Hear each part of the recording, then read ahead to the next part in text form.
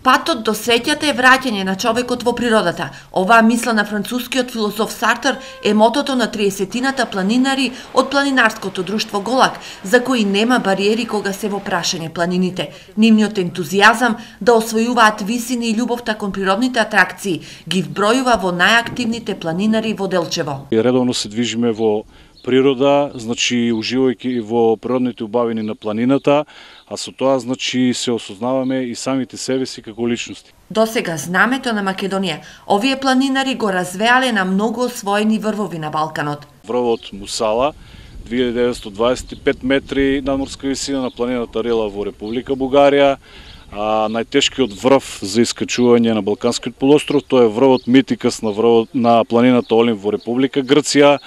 Значи, врвот Вихрен на Пирин планина, врвот Кораб на Кораб планина. Одбор в печаток ми остави врвот на Солунска глава, кај што бевме пред еден месец. За едно 5-6 сати можеш да видиш 2-3 годишни времења. Па највеќе ми е предизвик.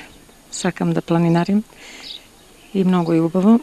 Поминеме многу убаво некој пат е тешка стаза. Сепак, кога е планинарењето во прашање, овие ентузијасти се разочарани што Голак останува и понатаму без обележани планинарски патеки, кои можат да донесат голем број на планинари од светот. До сега нема ништо направено, меѓутоа ние сме спремни како планинарско спортско друштво, бидејќи ги познаваме правилата на Књефилцовата правила, значи доколку ни обезбедат или материјални средства или средства на пример како бои, четки и така натаму, значи да бележиме една или две планинарска патека. Следната најатрактивна дестинација на ова друштво е Триглав со 2860 метри.